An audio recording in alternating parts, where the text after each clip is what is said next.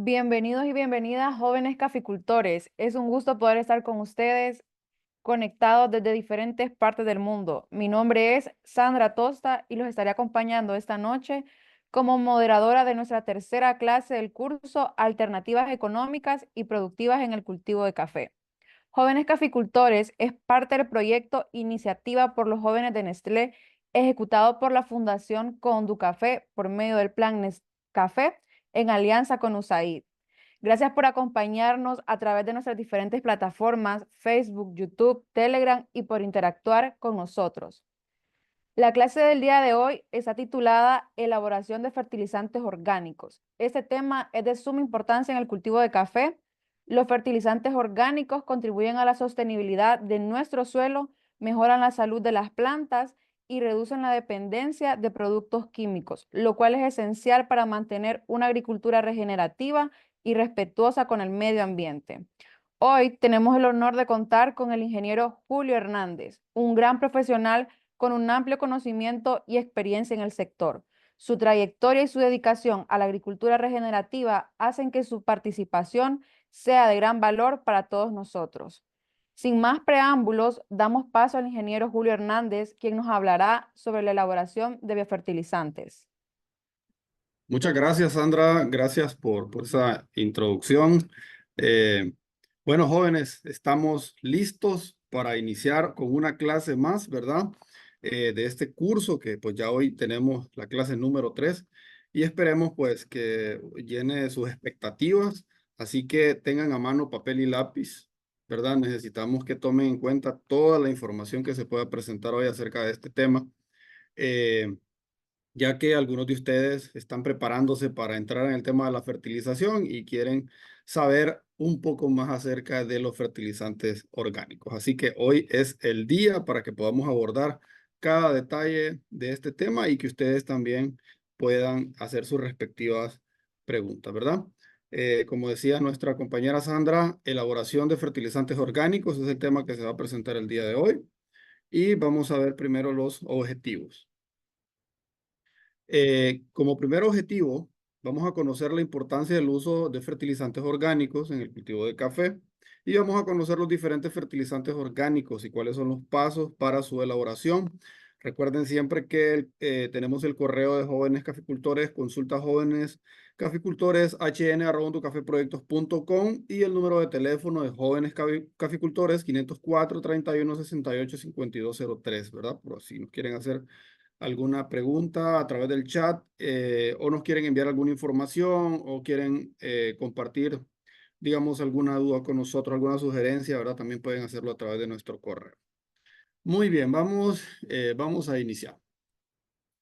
Primero, vamos a empezar de menos a más. Vamos a entrar en definiciones sobre algunos conceptos que por ahí de repente no los tenemos claros y si los tenemos, pues ahorita vamos a ampliarlo, ¿no?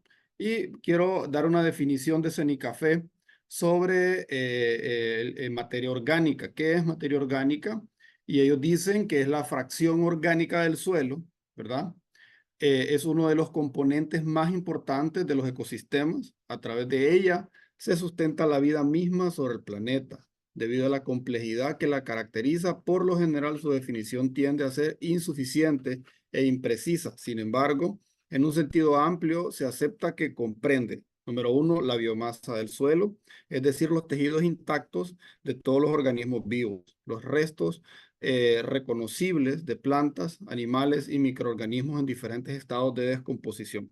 Y una mezcla de complejas sustancias orgánicas amorfas y coloidales no identificadas como tejido sintetizado por los microorganismos. Habían algunas palabritas ahí, ¿verdad?, que se escuchan como muy técnicas, pero son necesarias también para poder comprender, porque la verdad cuando hablamos de materia orgánica estamos hablando de un universo de compuestos, ¿no?, que están dentro de ella, pero que muchas veces nosotros no entendemos y podemos, digamos que minimizar o menospreciar o darle un menor valor a la importancia que tiene. Pero hoy vamos a entender que realmente su importancia va más allá de lo que muchas veces nosotros hemos comprendido, ¿no? Y principalmente una de las cosas que me gusta siempre es caracterizar, en este caso la materia orgánica, ¿verdad? Siempre que presentamos algún producto tratamos de enseñar qué es lo que compone ese producto. En el caso de la materia orgánica, está compuesta principalmente por carbono, 52% a un 58%. De aquí los laboratorios sacan lo que le llaman el carbono orgánico, ¿no? Determinan la materia orgánica, la multiplican por un factor que es 1,72 y eso pues determina el carbono orgánico, que también está correlacionado con la riqueza de carbono que pueda tener ese material, ¿verdad? Oxígeno en un 34, un 39%, hidrógeno en un 3,3 o un 4,4%, nitrógeno 3,7, 4,1% y otros elementos que se destacan son el fósforo y el azufre. Muy bien. Quiero mencionar un poco sobre algunos términos relacionados con materia orgánica, porque cuando hablamos de materia orgánica, pues a veces confundimos algunos términos. Por ejemplo, cuando hablamos de humus, ¿verdad? Y la gente me dice, bueno, ácidos húmicos y fúlbicos. Yo estoy preparando ácidos húmicos y fúlbicos. Yo compré un ácido húmico y un ácido fúlbico, dicen en el mercado, pero no conocen el origen, ¿verdad? Entonces, para que tengamos claro, uno de los puntos más importantes para entender el tema de los ácidos húmicos y fúlbicos, que están dentro de la materia orgánica, es que estos compuestos, ¿verdad? De gran peso molecular, no se desarrollan en un laboratorio. O sea, tampoco es que se pueden formar de un día para otro. De hecho, los ácidos húmicos y fúlbicos que están en la materia orgánica se dan primero por el material parental, el relieve de un terreno y el tiempo. El tiempo es muy importante. Una de las fuentes de ácidos húmicos y fúlbicos más puras que existen en el mundo son los yacimientos de leonardita, ¿verdad? Que se encuentran en algunas zonas donde todo el material que se encontró, vegetal, animal, que estaba hace miles de millones de años en la Tierra, se fue profundizando y se formaron estas minas de leonardita. Muchas personas las extraen también porque son una carga enorme de carbón y las utilizan para fabricar algunos fertilizantes. Pero en sí, decir yo tengo un ácido húmico y fúlbico, yo lo preparé, no es correcto, es mejor decir, yo tengo un producto, ¿verdad? Que parece ácido húmico y fúlbico o es una sustancia parecida a un ácido húmico y fúlbico. Más adelante van a entender un poco más a detalle eso, no quisiera que entráramos en demasiadas definiciones, pero para más o menos tener alguna idea de estos términos, por ejemplo, residuos orgánicos, que es tejido de plantas y animales sin descomponer, y sus productos de descomposición parcial, biomasa del suelo, materia orgánica presente como tejido microbial, materia orgánica del suelo, o humus, el total de los compuestos orgánicos en el suelo, con excepción de los tejidos vegetales y animales sin descomponer, sus productos de descomposición parcial y la biomasa del suelo. Sustancias húmicas, serie de sustancias de relativo alto peso molecular de color pardo negro, formada por reacciones secundarias de síntesis. El término humus se usa como un nombre genérico para describir el material coloreado o su fracción obtenida con base a características de solubilidad. Sustancias no húmicas, compuestos pertenecientes a clases bioquímicamente conocidas, tales como aminoácidos, carbohidratos, grasas, ceras, resinas y ácidos orgánicos. Por ejemplo, el tema de los ácidos húmicos, aminoácidos se utilizan muchísimo en el mercado de los fertilizantes porque ayudan muchísimo a controlar algunas etapas vegetativas de la planta, ¿verdad? Por ejemplo, en el caso de los aminoácidos como la lisina, son aminoácidos que sirven para disminuir el estrés en las plantas. Entonces, cuando lo aplicamos y tal vez la planta esté estresada por exceso de agua, por exceso de luz o exceso de temperaturas, alguna condición ahí que le esté afectando, alguna plaga, alguna enfermedad, entonces cuando aplicamos estos aminoácidos, entran porque tienen son muy difíciles de formar para la planta. Entonces, cuando se los damos enteros, la planta los absorbe, los mete en sus cuerpos, en sus estructuras químicas, ¿verdad? Y eso hace que la planta se regenere, pero para que ella las forme le lleva mucho tiempo y también mucha complejidad, porque llevan una carga energética alta, ¿verdad? Y procesarlos no es fácil para ella. Y si está estresada, menos va a estar pensando en formar un aminoácido para desestresarse. Entonces, al dárselo de forma natural, ella logra disminuir ese estrés. Y esa es una de las grandes investigaciones que, de hecho, se vienen haciendo ya desde un tiempo para acá, ¿verdad? Y las empresas comerciales los venden y los venden con mucho, digamos que con mucho resultado Han tenido muy buenos resultados en sistemas hidropónicos y en el sector café también. Lo que pasa es que hay muchos de los productores que no los conocen, ¿verdad? Pero sí funcionan mucho. Ok, tenemos huminas, ácidos húmicos y ácidos fúlbicos y ácidos hematomelánicos. Mire qué raro ese nombre, ¿verdad? Tenemos acá, ¿qué son? Entonces, para ya ir entrando en detalle, tenemos ácidos húmicos.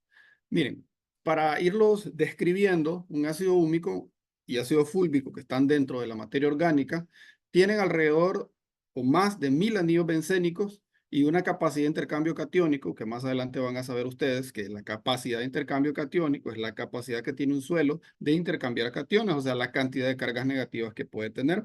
Tienen más, entre 500 a 800 mil equivalentes por 100 gramos de suelo. Y cuando hablamos de ácido fúlbico, más de 100 anillos bencénicos, capacidad de intercambio catiónico de 800 a 1500 mil equivalentes por 100 gramos de suelo. Los quelatos, que se venden muchísimo, como el EDTA, EDPA, EDHA, tienen una capacidad de intercambio catiónico entre 80 o 60 mil equivalentes por 100 gramos de suelo. Muy bien. Ahora bien, quiero que vean algo importante acá. Eh, los ácidos húmicos son más grandes que los ácidos fúlbicos. Estos tienen más de 1000 anillos y estos tienen más de 100. Entre más pequeño es una estructura, este es un anillo bencénico, un 6 anillo de carbono compuesto por un montón de estructuras alrededor. Entre más pequeño es una estructura, por superficie específica, por ejemplo, acá pueden observar ustedes estos cubitos, tiene mayor cantidad de cargas negativas. Este cubo es más grande que este cubo que está acá. Aquí en esta arista yo puedo tener muchas cargas negativas que me ayudan al suelo. Más adelante van a ver la aplicabilidad de este tema que se mira bien complejo, pero realmente nosotros lo vivimos a diario en nuestras fincas. Cargas negativas en todas estas aristas. Muy bien, cuando partimos en varias partes, valga la redundancia de palabras, este ácido húmico se transforma en un ácido fúlbico. Y las caras que no están descubiertas, ¿verdad? Aparecen y eso genera mayor cantidad de cargas negativas. Esa cantidad de cargas negativas es lo que hace que la capacidad de intercambio catiónico incremente. Por ejemplo, el ácido fúlbico tiene entre 800 a 1500 miliequivalentes por 100 gramos de suelo, pero el ácido húmico solo tiene entre 500 y 800. Este es más grande, este es más pequeño. Entre más pequeña es la estructura, más capacidad de intercambio catiónico tiene. Y al tener mayor capacidad de intercambio catiónico en el suelo, o sea, mayor cantidad de cargas negativas, mayor facilidad tiene ese suelo para poder retener fertilizantes y poder dejarlos disponibles para que la planta los pueda asimilar. Muy bien, vamos a seguir acá. La materia orgánica, eh, esto es más o menos lo que sucede en el suelo, ¿no? Aquí tengo un diagrama de cómo la materia orgánica se va degradando cuando tenemos una materia orgánica de origen vegetal, que su contenido de carbono es mayor y su contenido de nitrógeno es menor en relación a la animal y de forma general, porque entre ellas también, por ejemplo, las leguminosas tienen mayor contenido de nitrógeno y la relación carbono-nitrógeno es mayor. En el caso de las gramíneas y en el caso de las leguminosas, la relación carbono-nitrógeno es menor. Y obviamente el material animal, la relación carbono-nitrógeno es menor. O sea, la cantidad de carbono que tiene el material animal es menor que el que tiene el material vegetal. Se va degradando, los microorganismos trabajan muchísimo en eso. Se liberan, en el caso del material vegetal, se liberan fenoles, en el caso del material animal, aminoácidos, péptidos y otros compuestos por ahí, forman humus al final, se forman huminas, se forman ácidos húmicos, ¿verdad? Tenemos algunas estructuras como humus de carbón, ácido húlmico, altos en nitrógeno, tenemos ácido húmico y ácidos fúlbicos. Pero esto se ve sencillo en un diagrama. Lo que pasa es que esto lleva mucho tiempo para formarse. Por eso les decía al inicio que cuando hablamos de formar ácidos húmicos y fúlbicos, no se hace en un laboratorio. Es un proceso que lleva miles de años y la naturaleza lo tiene en sí dentro de su materia orgánica. ¿verdad? En diferentes estados de descomposición, pero encontrar ácidos húmicos y fúlbicos es otro tema un poco diferente. Muy bien, la materia de la naturaleza se transforma mediante conversiones biológicas. Aunque todos los seres vivos contribuyen a la vida, los microorganismos desempeñan un papel destacado en los cambios geoquímicos y la fertilidad del suelo. Transforman una cantidad enorme de materia orgánica y solamente ellos pueden realizar ciertas transformaciones esenciales. Para que esa material vegetal y este material animal se descomponga, ¿verdad? Se descomponga, tienen que intervenir los microorganismos que son bacterias, hongos, protozoarios, algunos artrópodos, también las lombrices, y van degradando ese material para llegar al final a estos pequeños compuestos que yo le venía mencionando desde ya rato, ¿verdad? El ácido húmico y fúlbico, para que al final la planta pueda utilizarlo. Dependiendo del estado de maduración que tenga un fertilizante orgánico, un bocache, una compostera, una lombricompostera, entonces así va a ser de útil para el suelo. Si su estado de degradación por falta de microorganismos es pobre, entonces su utilidad para el suelo va a ser mínima. ¿Qué sucede cuando destruimos un suelo con roza o quema o agricultura migratoria, como usted quiera llamarlo? Quemamos el suelo, entonces matamos los microorganismos que se encuentran en los primeros 20 centímetros de suelo. Esos microorganismos eran los encargados de degradar todo el material vegetal, todas las hojas de guama, las hojas de café, todo el material vegetal que se puede encontrar en la finca o todo el material animal que de repente usted esté llevando, no sé, vacaza, pollinaza, y lo llevamos a la finca, pero si no hay microorganismos o hay baja población de microorganismos, entonces no se degradan, cuesta, lleva más tiempo degradarlo y por esa razón el suelo pues queda pobre por mucho tiempo.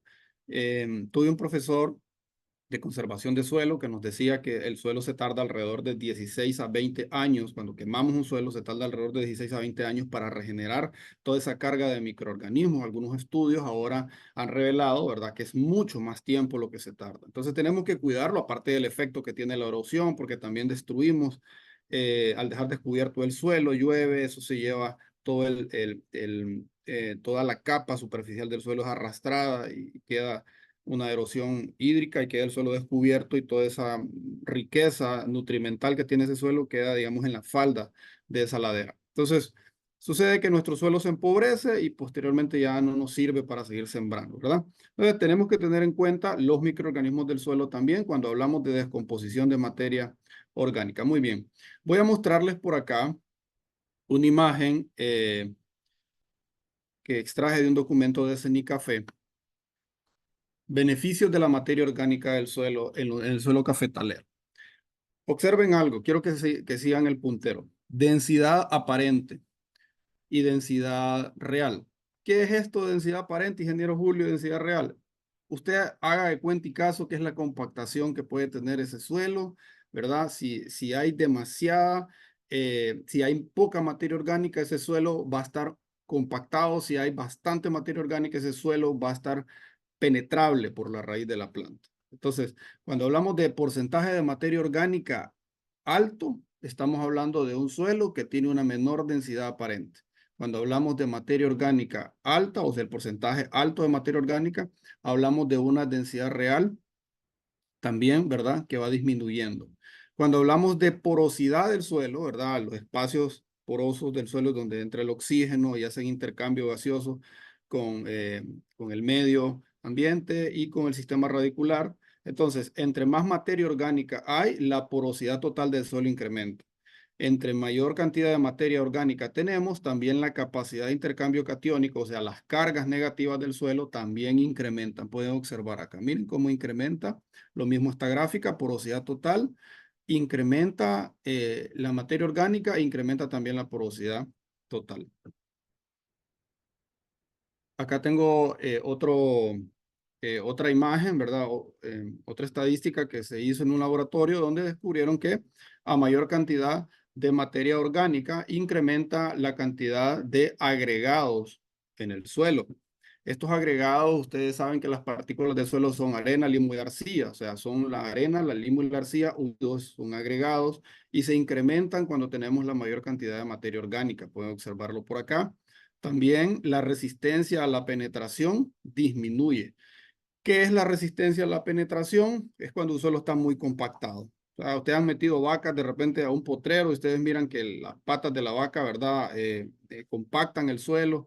O esto algunos le llaman terracetas o patas de vacas porque es una compactación que sucede.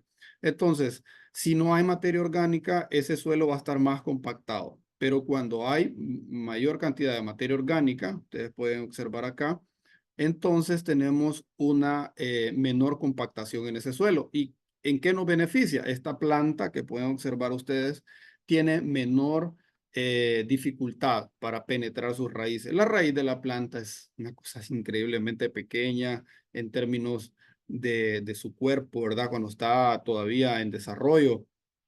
Obviamente cuando crece el tamaño aéreo es igual al tamaño escondido, o sea, el sistema radicular, ¿no? El sistema radicular es igual de grande que la parte aérea, si pudiéramos sacar toda una planta, pero al inicio es un sistema radicular pequeño, la raíz pivotante apenas está tomando fuerza y llegar a un suelo compactado y tratar de penetrar ese suelo es un problema serio para ella, ¿verdad? Entonces, ¿cómo lo solucionamos? Bueno, poniendo materia orgánica. ¿Qué es materia orgánica? La pulpa de café que usted tiene en la finca. Eso es lo que usted tiene que utilizar para mejorar esas condiciones. También aquí menciona la gráfica que a mayor cantidad de materia orgánica incrementamos la cantidad de nitratos. ¿Qué es nitrato? Es un tipo de nitrógeno. Está el nitrógeno ureico, ¿verdad? Nitrógeno amoniacal. Y tenemos los nitratos, que es la forma en que la planta asimila el nitrógeno.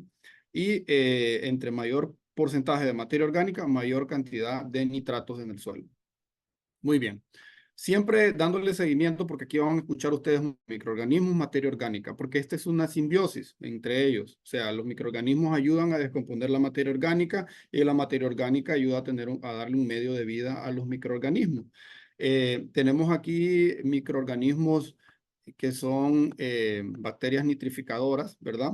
Ellas, ¿qué hacen? Como la Rhizodium, que es la que hace la simbiosis con las leguminosas. Esta es una crotalaria, se llama esta planta, es una leguminosa que forma nódulos en la raíz.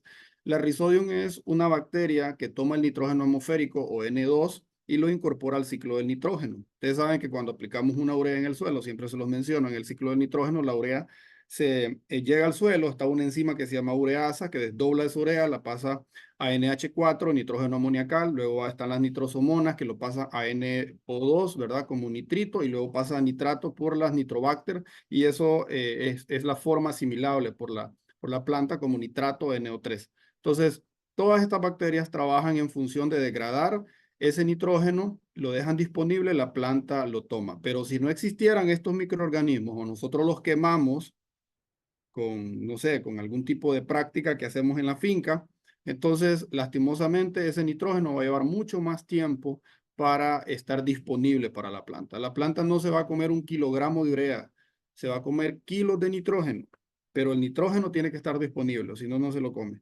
Ojo con eso, entonces cuidemos la biología que tenemos en el suelo. Acá tenemos los nódulos, aquí las bacterias están dentro.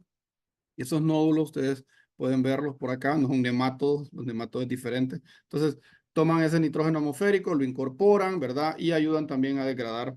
Hay muchos microorganismos en el suelo que ayudan a degradar los fertilizantes que nosotros eh, agregamos. Están también algunos microorganismos solubilizadores de fósforo. Entonces, en conclusión, el equilibrio ecológico es muy importante, ¿verdad? Si no hay microorganismos en el suelo, entonces la materia orgánica no va a tener esa formación, ¿verdad? Esa mineralización que nosotros andamos buscando.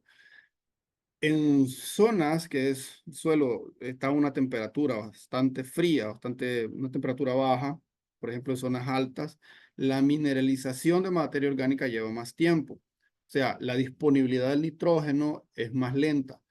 Por eso los porcentajes de materia orgánica en las zonas altas siempre se piden que sean 5% o más. Pero en zona baja, donde tenemos temperaturas más altas, los microorganismos trabajan más rápidamente, degradan más rápidamente la materia orgánica y el nitrógeno está más disponible, o sea, más rápido. Entonces, por ahí, pues los gurús de los suelos, de la materia orgánica y de todos estos temas en general, ¿verdad? Dicen que en menores a 5% de materia orgánica es una vastedad de materia orgánica que es suficiente para poder suplir las necesidades digamos, de los cultivos en general y de las condiciones del suelo, ¿verdad? Porque los microorganismos trabajan fuertemente en esa materia orgánica porque las temperaturas les son favorables.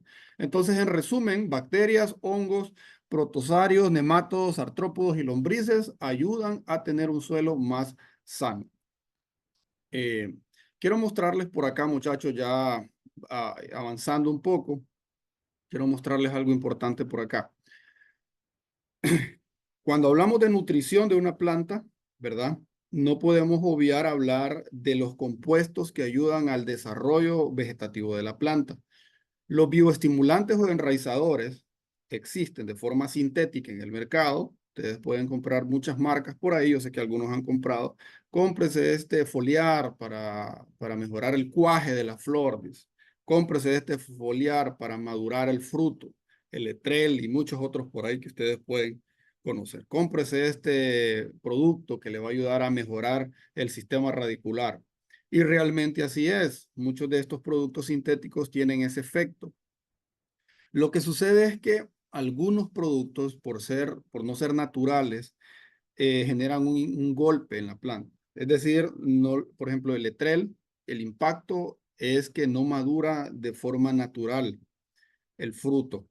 Y entonces esa maduración acelerada no permite que algunos carbohidratos se desarrollen bien y se va perdiendo calidad de grano. Y no solamente en café, esto se da en la mayoría de los cultivos, ¿verdad? Ustedes han comprado un guineo por ahí, nosotros en la costa le decimos guineo, algún banano, pues para aquellos que son exigentes con el lenguaje, que lo compran maduro, dice, ese fue madurado con carburo. Dice. Bueno, ese es un tipo de etileno, ¿verdad? Que se utilizó químico para aplicarlo y de esa manera madurarlo. Aunque es un fruto climatérico, o sea que se madura abajo al cortarlo, o sea, él entra en un proceso de maduración o sigue madurando. Cuando aceleramos esa maduración con un producto químico, lo que hacemos es que esa maduración no genera un dulzor que nosotros queremos. ¿Han probado ustedes guineos maduros o mangos tiernos maduros con estos productos? No son dulces, por lo mismo, porque no hubo una maduración totalmente natural. Partiendo de esa idea, también se pueden formar algunos productos orgánicos a base que pueden funcionar como bioestimulantes, ¿verdad? Y pueden utilizarse a base de algas, algunos tipos de plantas que tienen altas concentraciones de estas hormonas que la planta necesita para su desarrollo. Algunas de ellas son, por ejemplo, los florígenos, que ayudan a mejorar las condiciones de la flor, como las citoquininas y las giberelinas. Estimulante de germinación, la giberelina ayuda a acelerar la germinación de la semilla, los madurantes como el etileno, les venía mencionando, el etileno es el encargado, es esa hormona que se encarga de decir, el grano ya está sazón, ahora vamos a madurar. Pero la planta fisiológicamente que conoce eso, ahora cuando nosotros aceleramos ese proceso, causamos una distorsión y el grano pues no se madura de forma natural. Enraizadores también tenemos auxinas y citoquininas. Y elongación vertical y horizontal. Tenemos auxinas y citoquininas. Las citoquininas dicen que ayudan a la elongación horizontal, ¿verdad? Y las auxinas ayudan a la elongación vertical. ¿Cómo así, ingeniero Julio? Fácil, mire.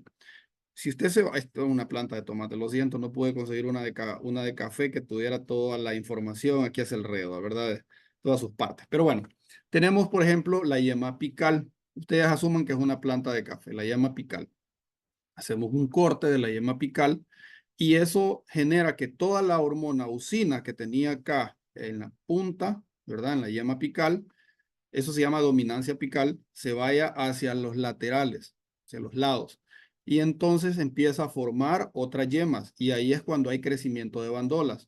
Esa es la importancia de hacer un manejo de tejidos en café. Cuando hacemos un descope a 1,60, esa energía que tiene la planta en la punta se va hacia abajo y es cuando la bandola comienza a generar nuevo tejido. La bandola de café, si no se hace manejo de tejido, no tira nuevo grano. El nudo que tiró grano en el año pasado ya no va a volver a tirar. De hecho, por eso es importante conocer el tema de la fertilización, porque mientras la planta está madurando un grano o está desarrollando, engordando un grano, también está madurando tejido, está formando yemas florales dentro de la bandola, ¿verdad? Y si no tiene la cantidad de nutrientes necesarios, entonces la planta, pues, la siguiente cosecha no va a ser buena. Y es donde sucede un péndulo. Hay gente que dice, la mayoría de los productores ven esto y ustedes que son productores de café lo sabrán. Este año la cosecha fue buena, pero ya saben que la siguiente cosecha no va a ser tan buena. Entonces, normalmente no tenemos como una cosecha que lineal, que todos los años esté siempre buena la cosecha, no, sino que este año buena, el siguiente año no. Eso es porque la nutrición no es la suficiente o la indicada para que la planta pueda suplir tanto el café que está engordando y para la cosecha de este año y también los otros tejidos que se están desarrollando para la cosecha del siguiente año. Eh, Aquí tenemos flores, plantas, frutos, suelo, semilla. Bueno, aquí tenemos todo un sistema completo, ¿verdad? Eh, ¿Qué hacemos con los enraizadores? Esto funciona muy bien, por ejemplo, en viveros. Yo manejé mucho un producto que se llamaba, bueno, no les voy a decir el nombre para no dar publicidad, pero lo sacaban de una alga que se llama Clonia máxima, una alta concentración de auxinas y citoquininas, genera una enorme cantidad de pelos radiculares. Y la ventaja de estos productos, estos enraizadores de origen naturales que vienen de algas, es que sí generan pelos radiculares. Algunos productos que son sintéticos, ¿verdad? No voy a mencionar nombres, pero no generan pelos radiculares, sino que solo te desarrolla o engrosa o elonga la raíz, pero no genera pelos radiculares. Ojo, los pelos radiculares son los que hacen que la planta coma. Si no hay pelos radiculares, la planta no puede alimentarse, ¿verdad? Listo, tenemos por acá, ya entrando en materia, en resumen, una planta de café. Veamos algo acá. Tenemos esto que miran acá son coloides, ¿verdad? Ya se las he mostrado en otras ocasiones. Son coloides. Tenemos sistema radicular. Acá tenemos otra imagen donde tenemos un sistema radicular más grande y tenemos más coloides. Aquí tenemos fertilizantes. Usted asuma que es potasio, ¿verdad? Sería un cloruro de potasio, un sulfato de magnesio, un nitrato de calcio, cualquier fertilizante que usted se imagine.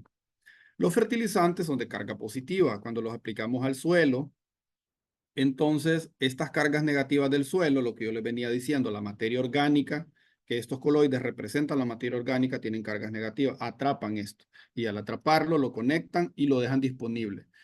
Cuando hay poca materia orgánica, entonces cuando llueve, ¿verdad? Entonces esos fertilizantes que usted aplicó a la finca y no tiene bastante materia orgánica a la finca, pero usted aplicó el fertilizante y llueve, se pierden, se lavan, porque no se detienen en el suelo. Esa materia orgánica, ese ácido húmico, ácido fúlvico que tiene el suelo, esa carga negativa ayuda a retener el fertilizante que aplicamos. Si ustedes cuentan acá cuántas cargas negativas tenemos, 1, 2, 3, 4, 5, 6 en este coloide. Acá tenemos 1, 2, 3, 4, 5, 6, 7, 8 cargas negativas en este otro coloide. Esto significa que aquí hay más cargas negativas, por lo tanto hay menos pérdida de fertilizante y el sistema radicular está más grande. Aquí hay menos cargas negativas, aquí hay, sí, por lo tanto el sistema radicular no come bien, está pequeño porque hay más pérdida de fertilizantes, que se le cayó del plato la comida. Y es porque no aplicamos la materia orgánica, ¿verdad? Si ustedes observan, desde que la planta de café empieza a desarrollar la flor, entra en antesis, que es cuando la flor abre, y su desarrollo, entonces empieza un crecimiento. Cuando llevamos como 120, si no me equivoco, días, perdón, 180 días, el grano ya se ha comido el 70% de los requerimientos nutricionales. Entonces, es necesario fertilizar siempre en la época de lluvia, ¿verdad? Se fertiliza en la ventana de lluvia, que normalmente en Honduras es entre mayo y junio, una parte del fertilizante y luego volvemos a fertilizar entre septiembre y octubre, que es cuando vuelve a llover. Pero para que ustedes vean cuánto fertilizante necesita la planta. Al inicio, en la formación, antes de antesis, cuando está en velita, zinc, boro, potasio, el zinc ayuda a mejorar el zinc forma un compuesto que se conoce como ácido endolacético, que son las auxinas, las famosas hormonas que les mencioné anteriormente. Eso va a ayudar a elongar el tubo polínico. El boro va a mejorar la calidad del tubo polínico y también va a ayudar a traslocar carbohidratos de la hoja a la flor. El potasio va a mejorar el tema de intercambio gaseoso. El calcio va a mejorar el tema de pared celular. ayudar, ¿verdad? Para formar pectatos de calcio, el magnesio va a estar ayudando ahí por el tema de la formación de clorofila y otros compuestos, y así sucesivamente. Tenemos mucho que hablar en temas de nutrición, pues hay una clase específica, ¿verdad? Que damos en el curso integral acerca de esto, pero para que ustedes tengan en cuenta que si no tenemos todos estos nutrientes, entonces la planta no puede desarrollarse bien, el grano tampoco. Y partiendo de esa idea de no tener la cantidad de nutrientes necesarios, quiero hablarles acerca de requerimientos nutricionales. Aquí puse un ejemplo para que vean la comparativa entre fertilizante sintético y fertilizante orgánico. La urea tiene un 46% de nitrógeno. Lombricompost tiene de 1 a 5% de nitrógeno.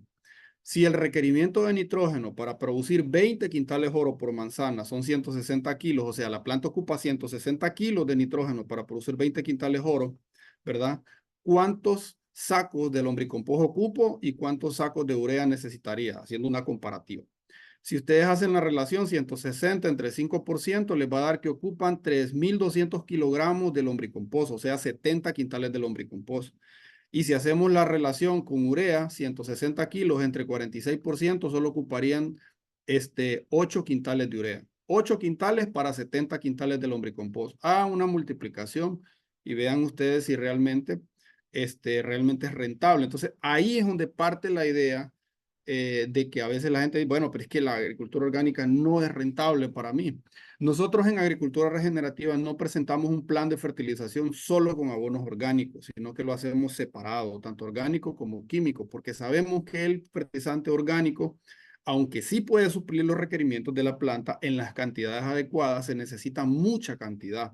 70 quintales de lombricompost, 3.200 kilos es una cantidad enorme para suplir esas 160 kilogramos de nitrógeno para producir 20 quintales oro. Entonces lo que hacemos es un mix y yo siempre dirijo a los jóvenes a esto. El fertilizante orgánico es para el suelo, para mejorar las condiciones del suelo. Ya vieron las gráficas, todo lo que mejora, capacidad de intercambio catiónico, mejora, disminuye la compactación, etcétera. Pero el fertilizante químico es para nutrir la planta, ¿verdad? Tengamos en cuenta eso, para que no pensemos que nosotros queremos de repente solo presentarles una idea de abonos 100% orgánicos, ¿verdad? Entonces, quiero mostrarles por acá una imagen de reproducción de microorganismos de montaña, ya para entrar en materia con lo que son los fertilizantes orgánicos como tal. Aquí tenemos los microorganismos de montaña, se saca la cepa de la montaña, ¿verdad? Voy a empezar ya con las recetas de cocina, hay un amigo por allá. Bueno, miren, los fertilizantes orgánicos tienen, es una enorme cantidad de recetas que existen. Yo voy a presentar la que yo conozco, la que me ha funcionado, ¿verdad? Por ahí si usted tiene otra, tranquilo, baje su nivel de estrés, ambas funcionan. Tenemos los microorganismos de montaña. Aquí en los microorganismos de montaña, en esta hojita existen más de 80 especies de microorganismos, alrededor de unos 10 géneros aproximadamente, ¿verdad? Ahí hay bacterias fotosintetizadoras, bacterias activadoras de ácido láctico. Ahí tenemos también los actinomicetos muy famosos que ayudan a descomponer la materia orgánica, celulosas, hemicelulosas. Y también tenemos ahí dentro de esos microorganismos compuestos como levadura. ¿Qué hacemos? Mezclamos con salvado de trigo, la melaza la metemos en un balde de 20 litros de agua y ese salvado de trigo junto con la hojarasca que recogemos, que ocupamos medio saco de hojarasca, un saco de salvado de trigo y unos 2 galones de melaza, lo mezclamos y hacemos una masa. Luego lo tapamos porque al sellarlo, ¿verdad? Lo que hacemos es un medio anaeróbico, o sea, no entra oxígeno y luego vamos a tener aquí los microorganismos reproducidos. Esos microorganismos los llevamos a la finca para repoblar lo que hemos matado. Este es un grupo de productores que yo visitaba en la zona de Villanueva, ¿verdad? Y al final, mire qué bonito. ¿Cómo van a saber ustedes que está bueno? Bueno, porque tiene un olor como a chicha, para aquellos que han olido la chicha por ahí. Ok, vamos a ver el bocachi. El abono orgánico tipo bocachi es una excelente alternativa para la fertilización orgánica por su fácil elaboración y aporte de microorganismos al suelo, contribuyendo así a recuperar la microfauna benéfica para el aprovechamiento de la materia orgánica. Además, aporta nutrientes menores como zinc, manganeso, molibdeno, también cobre, en cantidades balanceadas y disponibilidad para la planta, ¿verdad? Por acá tenemos la forma en que se elabora. Ustedes pueden observar el bocache, cantidades necesarias para la elaboración de abono orgánico tipo bocache. Ocupamos, si quieren pueden tomar una foto, materiales, 2 sacos de 220 libras de tierra tomadas los primeros 10 centímetros de la superficie del suelo y debe llevar la hojarasca presente, un saco de semolina.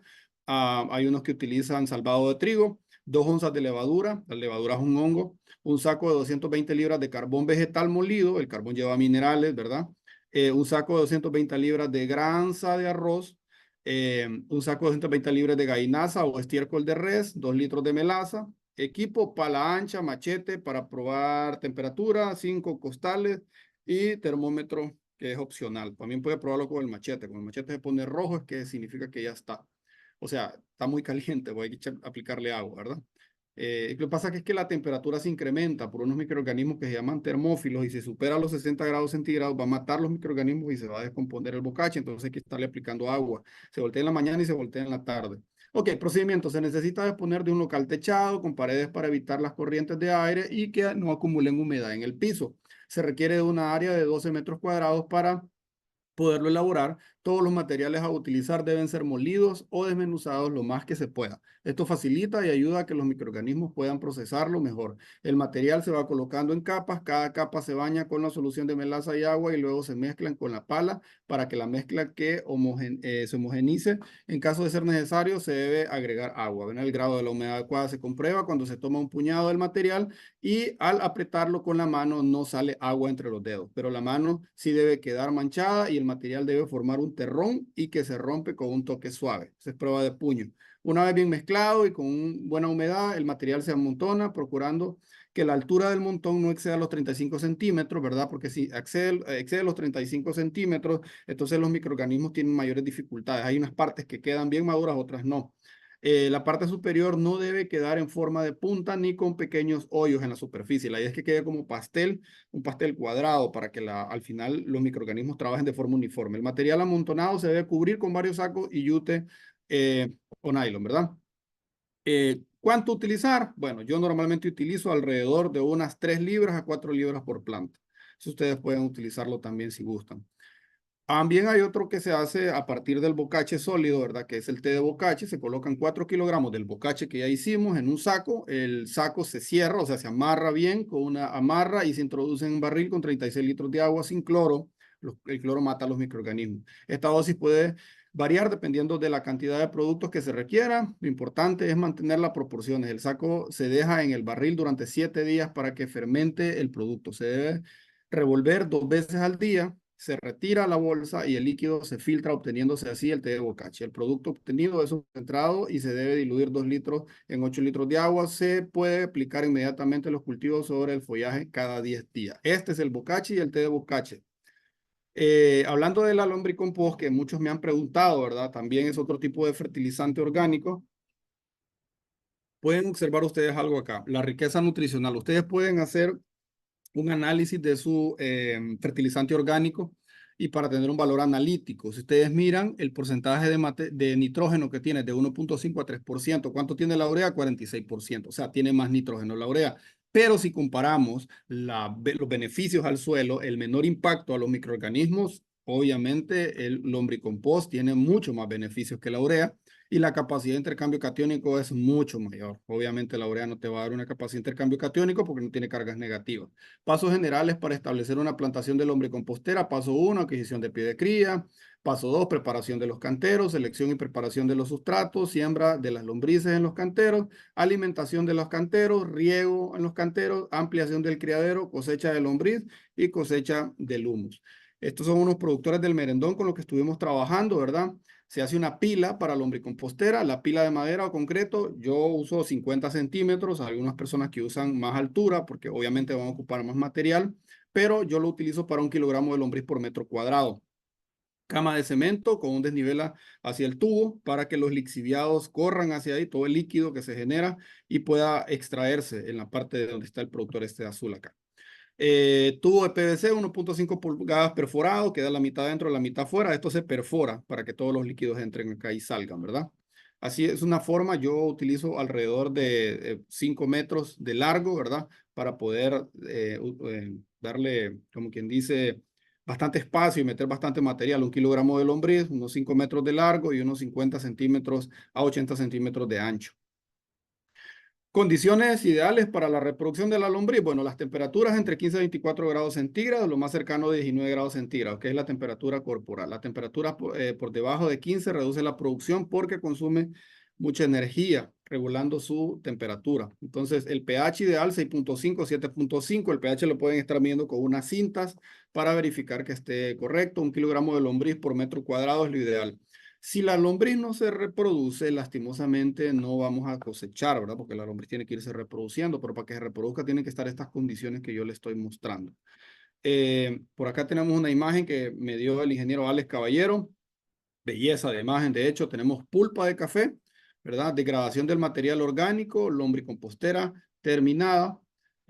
Por acá tenemos la lombriz roja californiana, degradación del material orgánico, ¿verdad? Y aquí los lixiviados de la lombriz. Esto ustedes los pueden estar aplicando. Yo normalmente aplico de 250 cc por una bomba de 20 litros, ¿verdad? Y la lombricompost pues, ustedes pueden utilizar al libitum. Yo normalmente uso 3 libras, tanto de lombricompost como de bocache.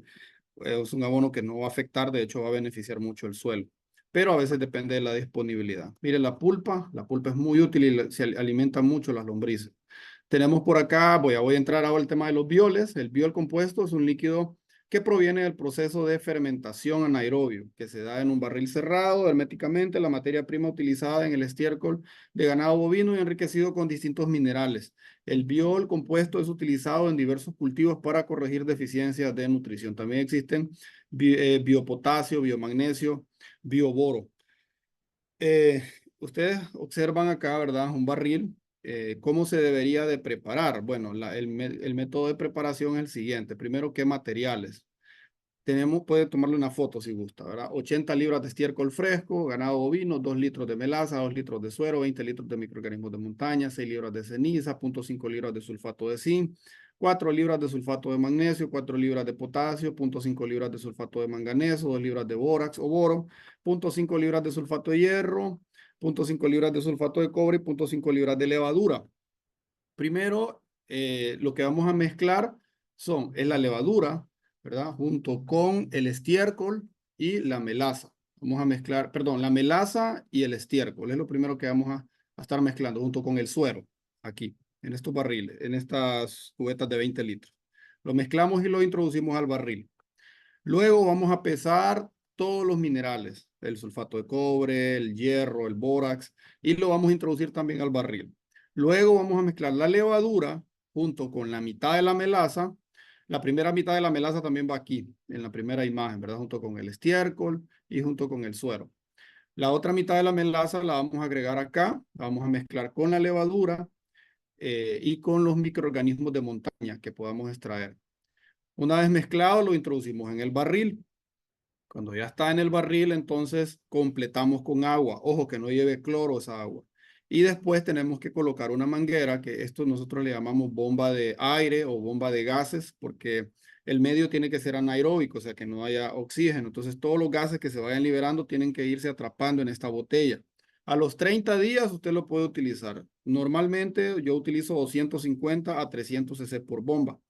Y me preguntan qué beneficios trae. Bueno, ya miran todos los nutrientes que tiene aquí. Usted lo puede aplicar de forma foliar.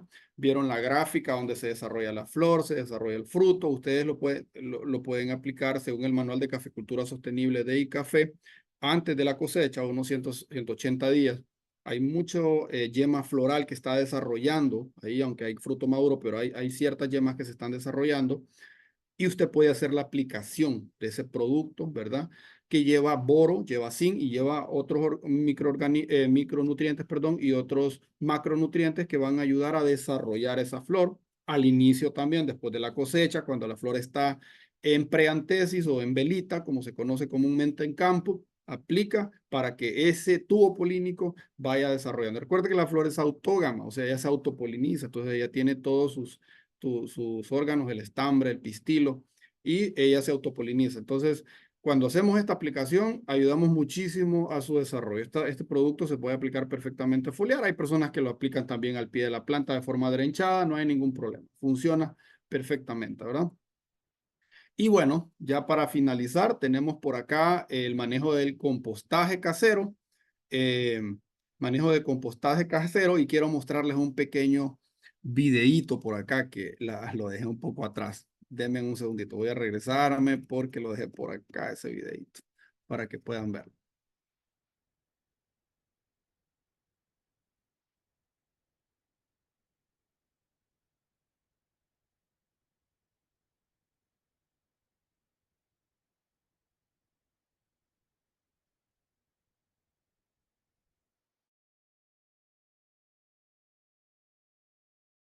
Bienvenidos a 3 minutos para pensar.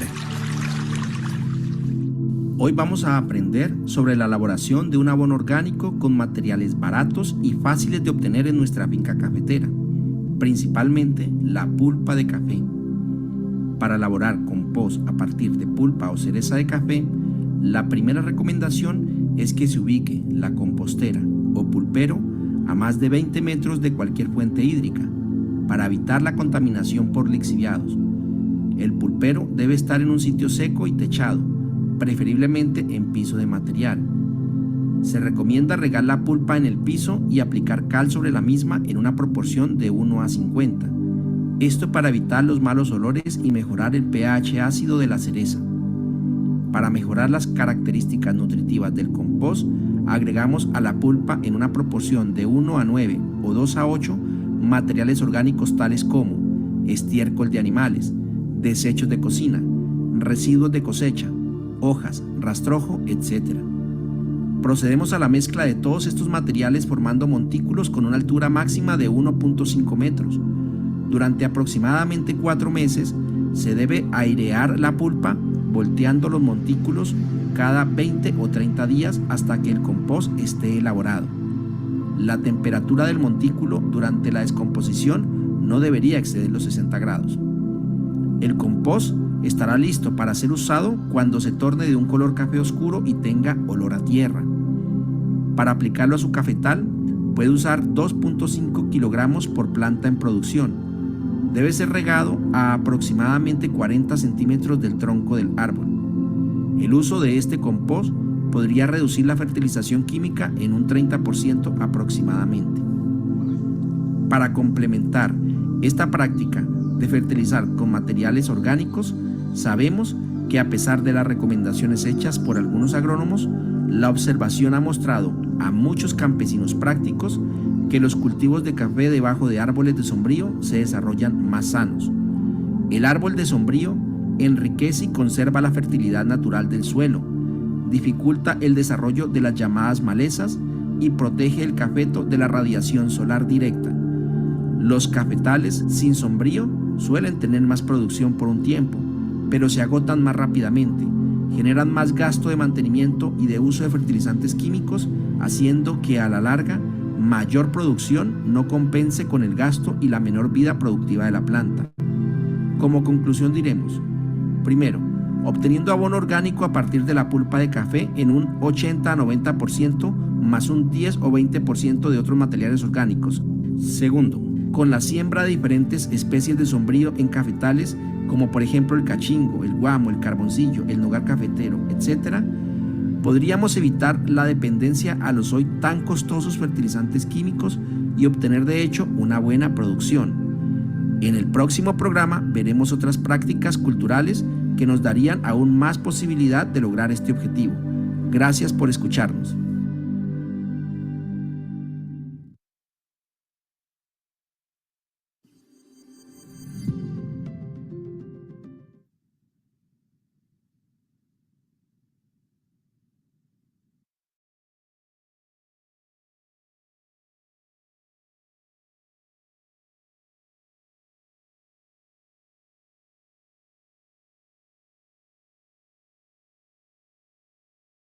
Bueno, espero que les haya gustado el video.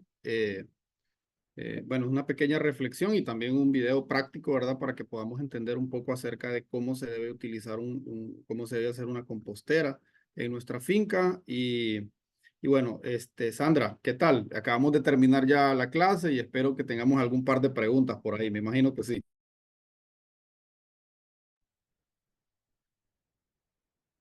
Buenas noches, ingeniero. Claro que sí, tenemos en las diferentes plataformas preguntas. Gracias por su apoyo, por su espacio.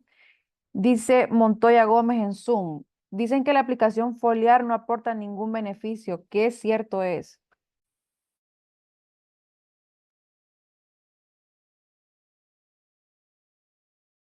Bueno, de hecho, sí, sí hay un beneficio bastante importante.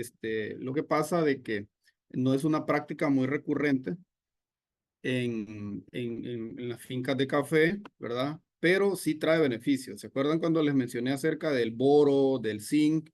de esos microelementos. Esos microelementos, aunque son pequeños, son muy importantes para el desarrollo general de de la planta, de la flor, de alguna etapa de la flor, de la flor, sí, porque cuando estén en tesis, se necesita que ella comience a desarrollarse, ¿verdad? Este desarrollo no se completa si no están estos microelementos. Lastimosamente, muchas veces por no tener claro ese concepto de los microelementos, entonces no decidimos no hacer aplicaciones y a veces en nuestros suelos están bastante deficientes. ¿Me confirma si ve la presentación, Sandra, por favor? Ok. Entonces, ¿qué pasa? Cuando utilizamos microelementos, estamos ayudando a mejorar las condiciones del desarrollo de esa flor. Miren, hay algo que se llama, no sé si han visto un barrilito, ¿verdad? Hay algo que se llama la deficiencia de los nutrientes o el nutriente de menor, en menor cantidad. Eso hace que no se termine de desarrollar un compuesto, un grano, una flor. Y cuando no lo tenemos a la mano, entonces la planta no termina de completar su ciclo de desarrollo. Ustedes pueden tener todo el nitrógeno que quieran, todo el potasio que quieran, todo el fósforo que quieran. Si no tienen boro, la planta no desarrolla. Si no tienen zinc, la planta no desarrolla. Lo van a ver ustedes manifestado en las hojas. En las hojas se miran las deficiencias de cada uno de ellos. Entonces, sí, la fertilización foliar funciona en momentos específicos y muy puntuales. Cuando tenemos suelos con pH demasiado alcalinos, entonces sucede que nuestro eh, suelo con pH alcalino, los micronutrientes no están disponibles, ¿verdad? Entonces ahí vale mucho la pena hacer una aplicación foliar. El análisis de suelo nos enseña de cómo están las condiciones de nuestro suelo. Si el pH es alcalino, pues podemos hacer una aplicación foliar de microelementos. Si hay deficiencia de estos microelementos y de repente usted no puede hacer una aplicación al suelo, haga lo que acabo de mostrarle acá.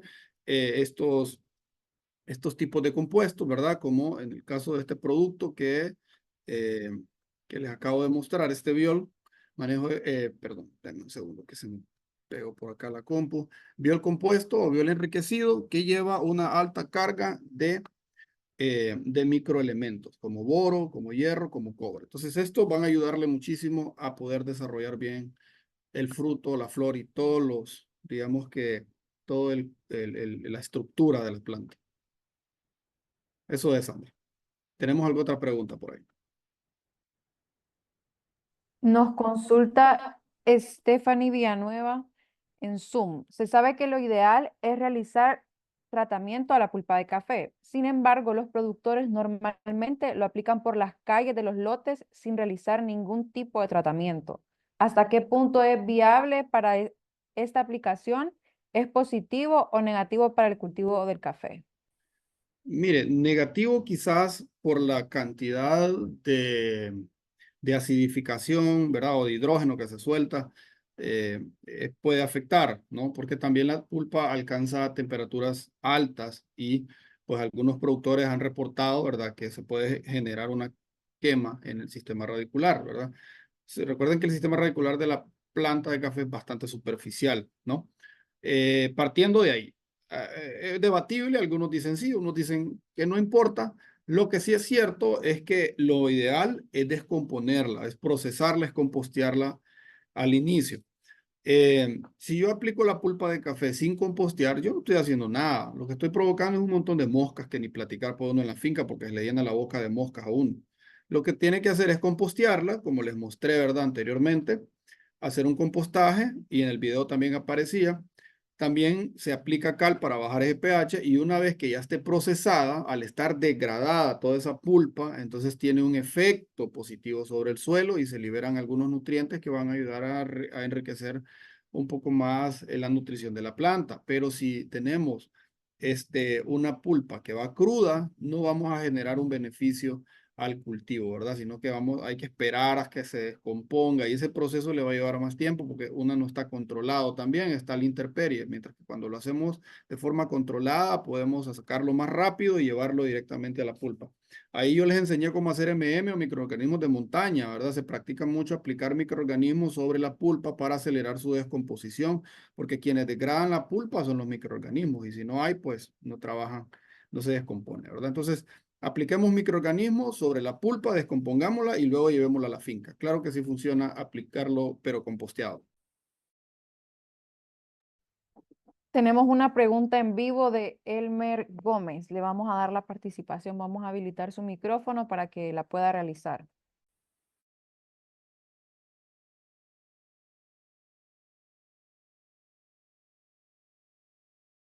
Elmer, lo escuchamos. Hola, ¿qué tal? Buenas noches, mucho gusto. Intibucá, tengo una consulta. Gusto saludarlo, Elmer. Sí, mire que respecto al compostaje, si lo hacemos al aire libre, ¿qué riesgos hay? Por ejemplo, en las partes secas, cuando no llueve desde febrero hasta, bueno, y todo abril, ¿siempre funciona el compostaje o no queda bien adecuado para la aplicación? Es que si lo utiliza, o sea, si usted lo fabrica en un abierto, entonces se va a humedecer y eso va a descontrolar el proceso, ¿verdad? Lo ideal es que lo cubramos y al cubrirlo nosotros estamos preservando que los microorganismos que se encuentran dentro estén trabajando sobre el material vegetal que estamos agregando. Pero obviamente si lo tenemos en un sistema abierto, no tenemos un control sobre él. O sea, se nos va a mojar y se nos va a hacer no va a madurar. El compost tiene varias etapas. Hay una etapa que se llama mesofílica, que es donde las bacterias empiezan a trabajar. Eso pasa en los primeros de 1 a 5 días. Luego de ese periodo de 5 días hasta un mes, hay una etapa que se llama termofílica. En la primera etapa, el pH baja. Entonces, en la etapa termofílica hay unos microorganismos que se llaman termófilos. Ellos elevan la temperatura hasta 60 grados. Eso va a durar alrededor de 1 a 3 meses. Si esos termófilos se llenan de agua, obviamente la temperatura no va a incrementar, ¿verdad? Y si no incrementa la temperatura, entonces no hay una buena descomposición del material vegetal. Luego de los 3 meses, de 3 a 5 meses, vuelve de nuevo la etapa mesofílica, donde entran de nuevo las bacterias. Mire que en la primera etapa mesofílica lo que sucede es que se degradan carbohidratos. En la segunda se comienza a degradar celulosa. En termofílica o con los termófilos se degrada celulosa, hemicelulosa. Y luego ya en la otra etapa de 3 a 5 meses, que es donde están de nuevo en la etapa mesofílica, otra vez las bacterias, se degradan algunos compuestos un poco más grandes ahí, como algunos polímeros, algunos compuestos un poco más grandes. Eh, Luego se madura, 5 o 6 meses ya está maduro.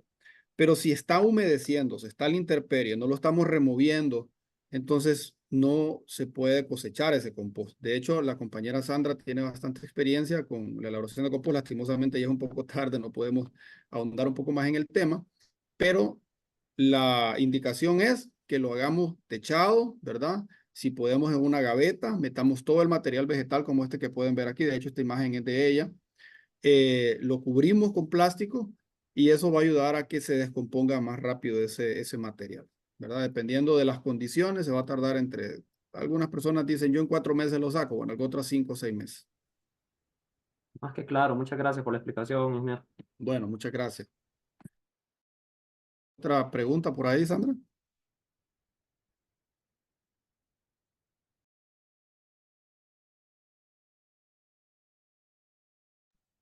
Sí, nos comentaba Cecilia Alex Cueva. Buenas noches. A mayor materia orgánica y microorganismos, ¿hay mayor probabilidad de absorción de fertilizantes?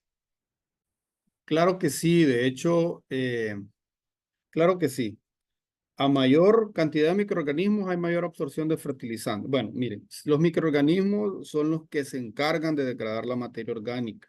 Los microorganismos hacen que la materia orgánica pueda llegar desde un estado, no sé, una papa, un camote, una papaya, todo lo que ustedes ven acá, todo este residuo, y entre ya a una descomposición. ¿Quién lo descompone? Los microorganismos. Si se descompone, llega a ser un humus, ¿no? Cargas negativas que van a ayudar a retener el fertilizante y al retener el fertilizante alrededor de la raíz, la planta puede absorberlo fácilmente. Sandra. Bueno, creo que este es un tema sumamente importante para nosotros como productores.